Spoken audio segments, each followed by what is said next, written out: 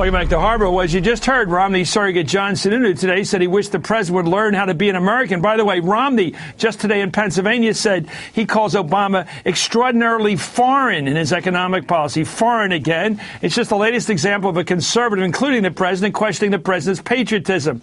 Yesterday, Rush Limbaugh, of course, suggested Obama was indoctrinated in his youth to hate this country. Take a listen to Rushbo.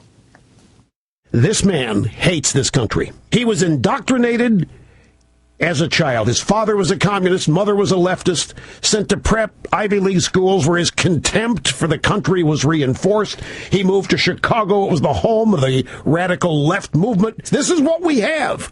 As a president, a radical ideologue, ruthless politician who despises the country and the way it was founded and the way in which it became great.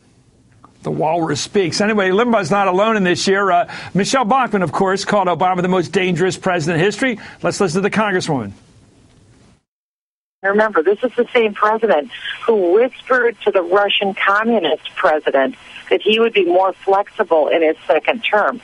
So he sees himself as a law unto himself rather than a man bound by the Constitution. That's why I say he is the most dangerous president we have ever had in the history of the United States. And here was Senator Jim DeMint last year.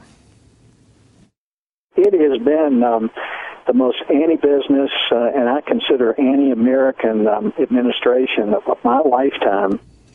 And Newt Gingrich, of course. The President of the United States, the most radical president in American history. Well, of course, he talked about his colonial attitudes and anti-colonial attitudes. Based upon the rhetoric, you think the president was a radical lefty and not the center-left politician he actually is based on the record. But then, do people care on the right about reality? Keith Ellison's a Democratic congressman from Minnesota. Eugene Robinson is a columnist for the Washington Post. He's also, of course, an MSNBC political analyst. I want to start with Congressman Ellison. You've been victim yourself of some of this crapola. But this crazy Yahoo talk, do you think the people who push this stuff, this malarkey over and over again, this guy's done everything right. He's raised his family right. He's fought his way all the way to the top of the Harvard Law Review. In a blind test, becomes head of the review, the top editor there.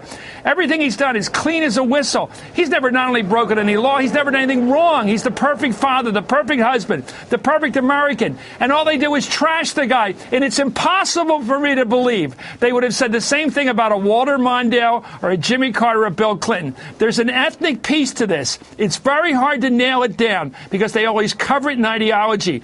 But I've never heard anybody in this country call its opponent regularly anti-American or non-American.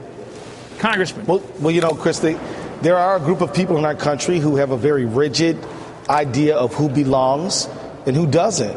And in their mind, what economic class you come from matters, what color you are matters, what your sexual orientation matters.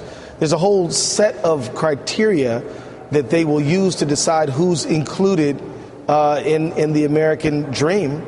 And if you don't meet those criteria, you're excluded. Well, and, can I help you out here? I think you're being too technical here. Black Americans were here in this country before, like 90% of us white guys, okay? We're the immigrants. Yeah. We came in the last 150 years, most of us. Irish, Italians, Armenians, everybody else, Jewish people, everybody. Most of us came in the last 150 years. Your crowd, to be honest about it, has been here since the beginning, okay? This idea that you're not an American is absurd. Now, you may not like somebody, but the idea that they're not American is crap.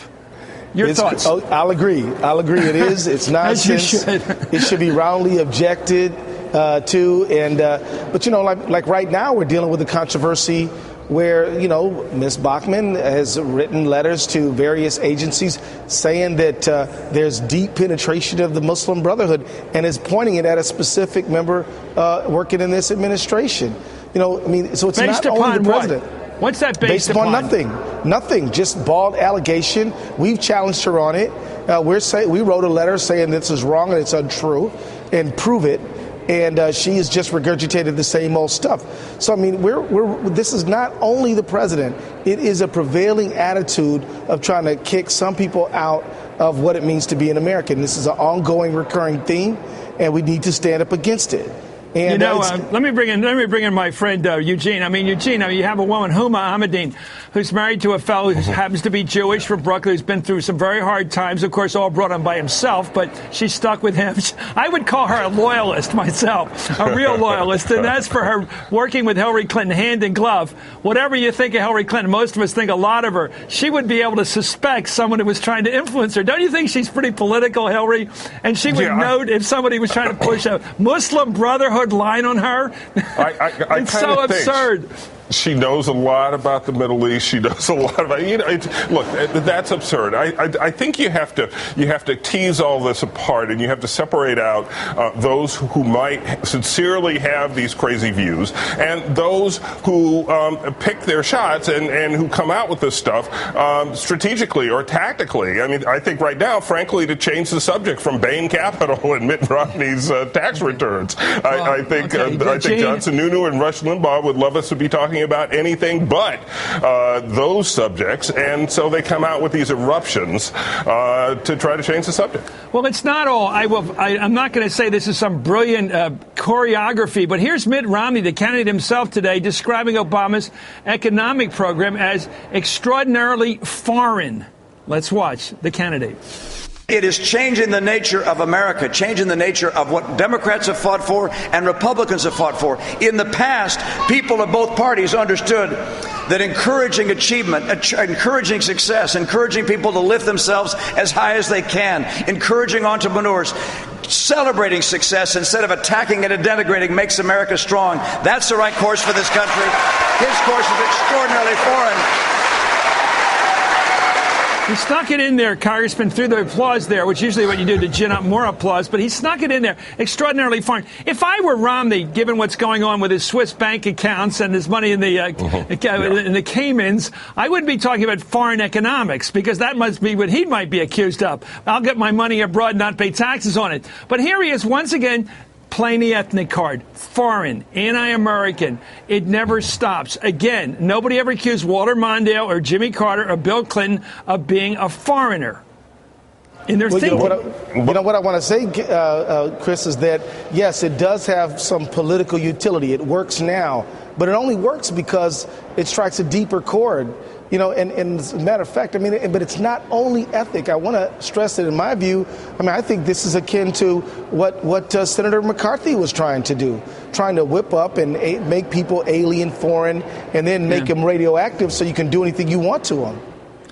Well, McCarthy was drunk most of the time and wrong all the time. There were, in fact, before he came along, a couple of communists they did find, like Alger Hiss. But I want to thank you guys. Eugene Robinson, it's great to have you on, as always, sir. And Congressman Keith Ellison, keep it up.